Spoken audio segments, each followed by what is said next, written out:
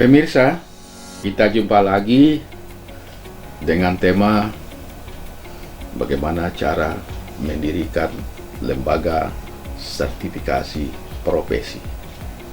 Ayo pemirsa, bagaimana cara mendirikan lembaga sertifikasi profesi. Nah, sebelum kita lanjut, ada beberapa informasi telepon WA yang masuk ke rumah kompetensi.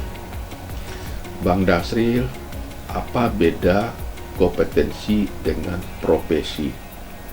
Nah, definisi ini harus kita pahami bersama ya pemirsa sebelum kita mendirikan LSP. Apa itu kata-kata kompetensi?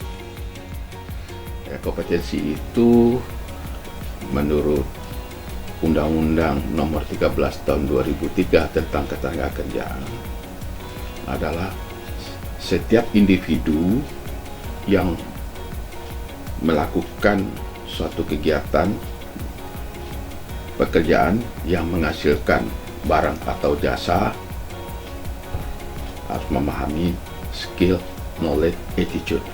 Di tiga itu harus dikuasai. Dia harus mempunyai pengetahuan tentang apa yang akan mereka kerjakan. Dia harus tahu kompetensi keterampilan apa yang harus dilakukan. Dia harus bisa berkomunikasi secara individu, secara kelompok. Jadi attitude-nya, perilakunya dia harus miliki. Itulah dikatakan pemirsa kompetensi. Berikut pemirsa, profesi itu apa itu, Bang Dasril? Profesi itu adalah kemampuan keahlian seseorang melakukan satu pekerjaan ya sesuai dengan Perpres nomor 8 tahun 2012 tentang kerangka kualifikasi. Nah, dia lihat level berapa dia bekerja. Apakah dia di level 3 operator, level 4 supervisor, level 5, dan level itu ditentukan oleh kesepakatan industri dengan Kementerian Teknis terkait dengan para pakarnya level berapa. Nah, itu dikatakan profesi kerja seseorang berdasarkan kualifikasinya. Baik, mari kita dengar apa kata Presiden Jokowi. Apa itu ijazah? Apa itu kompetensi? Semua negara sekarang ini memang persaingannya ada di situ. Bukan ijazahmu apa, bukan adu ijazah sekarang ini, bukan. Adu keterampilan, adu skill, adu kompetensi. Pemirsa, kita lanjut. Bagaimana cara mendirikan LSP?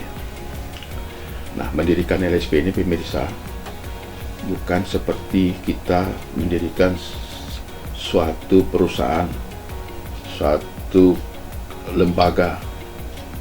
Untuk badan hukumnya kita cukup pakai jasa pihak ketiga, notaris atau orang yang ahli di bidangnya untuk menyusun, untuk mengeluarkan legal perusahaan itu paling mudah, cukup. Nah, sekarang apalagi sudah online, paling mudah sekarang. Beda dengan mendirikan lembaga sertifikasi profesi. Nah, pengalaman kami mendampingi asosiasi profesi, asosiasi industri, lembaga pelatihan, lembaga pendidikan, mendirikan LSP, ada yang cepat, ada yang lambat. Nah, kenapa? Kita dari awal sudah bicarakan bersama. Mendirikan LSP itu harus ada panitia kerjanya, panjanya. Jadi panjanya siapa? Duduk bersama panjanya itu. Terdiri dari siapa? Inisiatornya siapa? Ya, dari asosiasi profesi. Undanglah Kementerian Teknis terkait, undanglah para pakar, undang industri pengguna, duduk bersama. Nah, baru kita bicara apa sih untuk mendirikan LSP itu. Kita baca pedoman BNSP 201/2002. Nah, sesuai dengan kriteria LSP pada video yang sudah kami sampaikan kepada pemirsa. Dilihat apakah LSP pihak 1, LSP pihak 2, atau LSP pihak ketiga. Nah, infrastruktur apa yang harus disiapkan oleh panitia kerja pembentukan LSP itu? Nah, panitia kerja itu kan harus ada itu ketua, sekretaris, dan anggota. Ini duduklah panitia kerja untuk membahas apa? Infrastruktur sebuah LSP. Yang pertama, apa yang harus disiapkan oleh panitia kerja pembentukan LSP? SKKNI. Sebagai acuan ya, sebagai acuan itu ada dari SKKNI, itu banyak ketua SKP, ada lebih 800 ya yang sudah diverifikasi di Kementerian Tenaga Kerja yang dibentuk oleh Kementerian Teknis bersama asosiasi profesi. Sangat banyak, bisa dilihat, bisa diunduh itu. Nah, itu acuan itu bisa diambil dari SKKNI. Kalau belum ada SKKNI-nya, pemirsa, panitia kerja inilah membentuk namanya standar khusus. Nah, dibikinlah standar khusus ini sebagai acuan, nanti kita serahkan kepada Kementerian Tenaga Kerja untuk diverifikasi. Ini standar khusus karena SKKNI ini belum ada.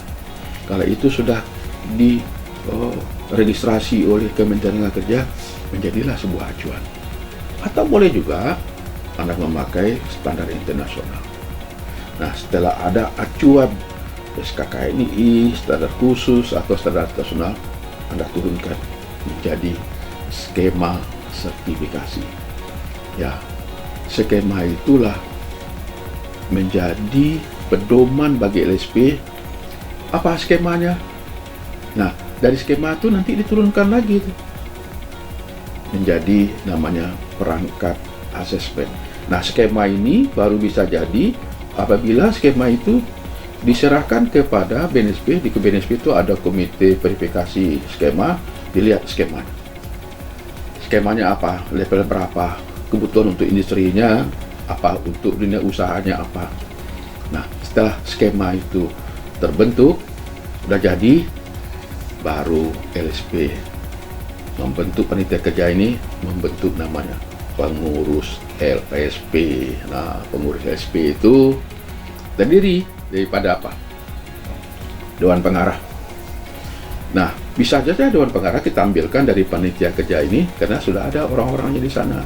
Ada dari asosiasi industri, ada dari asosiasi profesi ya. Kalau di LSP pihak ketiga asosiasi profesi, nanti ada dari Kementerian Teknis terkait atau ada Dewan Pakar. Itu bisa menjadi Dewan Pengarah. Atau Dewan Pengarah itu bisa juga daripada lembaga atau perusahaan atau investor yang akan membentuk LSP. Itu Dewan Pengarah. Nah, Dewan Pengarah nih yang akan mengarahkan LSP itu mau kemana ini. Nah, di bawahnya itu kalau di perusahaan itu namanya sama dengan komisaris lah ya, dianalogikan dengan komisaris. Dewan Pengarah itu dia punya wewenang untuk mengangkat dan memberhentikan pengurus LSP. Peran Dewan Pengarah itu ada di pedoman BNSP. Nah, di pelaksana LSP itu ada namanya ketua LSP atau direktur LSP. Ya, kadang ada itu, ada namanya ketua, ada yang terakhir namanya direktur, ada namanya manajer LSP, tergantung kesepakatan Dewan Pengarah. Nah, di pelaksana LSP itu ada komite skema loh, pemirsa. Komite skema itulah yang nanti akan membuat skema sertifikasi. Oh, ini skemanya level berapa, kualifikasinya apa. Nah, nanti komite skema ini suatu waktu ini, ya, duduklah di situ para orang ahli, para pakar orang industri. Dibikinlah skema ini jadi acuan oleh pelaksana LSP nanti. Nah, sudah ada nanti komite skema di bawah direktur LSP atau ketua LSP itu, di bawahnya ada bagian sertifikasi atau manajer sertifikasi, manajer mutu atau bagian mutu, ada lagi bagian administrasi atau manajer administrasi. Nah, itulah pengurus LSP terus ada. Setelah terbentuk kepengurusan LSP, pemirsa, baru kita bentuk. Karena sudah ada di verifikasi skemanya oleh BNSP, LSP sudah bisa melakukan pelatihan asesor kompetensi. Nah, sudah ada skema, sudah ada namanya materi uji atau perangkat asesmen, sudah ada asesor, bentuklah namanya tempat uji kompetensi TUK. Nah, TUK-nya itu terbagi beberapa kriteria. Di LSP harus ada satu lah sebut TUK sebagai pedoman, namanya TUK mandiri, dibentuk di LSP itu sendiri. Nanti ada LSP di TUK-nya ada di dunia industri, ada di perusahaan, ada TUK-nya sewaktu-waktu di mana ada kegiatan, misalnya tergantung LSP-nya, LSP apa kita bikin.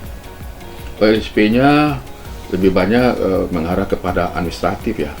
Mungkin diadakan uji kompetensinya di tempat lembaga pelatihan atau di hotel atau di mana, itu namakan TUK sewaktu-waktu. Namun TUK itu harus diverifikasi dulu oleh LSP, oleh asesor yang ada di LSP, itu layak enggak menjadi tempat uji kompetensi. Kalau layak, itulah TUK-nya. Ada TUK sewaktu-waktu, ada TUK mandiri, ada TUK di industri.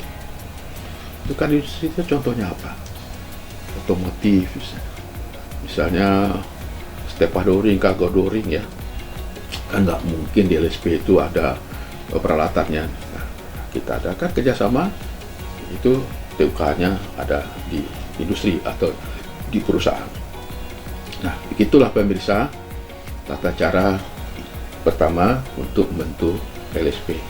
Nah, untuk pendukung LSP itu ada beberapa hal, beberapa tahapan yang dilalui. Nah, seperti ada pelatihan penyiapan LSP itu. Ya, sesuai dengan kriteria LSP lah. Apa LSP itu membutuhkan instruktur, apakah LSP itu mempunyai auditor sertifikasi, LSP itu punya asesor kompetensi, dan LSP itu butuh dulu untuk pembahasan skema. Ada beberapa tahapan pelatihan dilakukan oleh LSP tersebut. Demikian pemirsa, tata cara mendirikan LSP yang dapat Anda jadikan pedoman bagaimana cara bikin LSP. Terima kasih, salam Disko.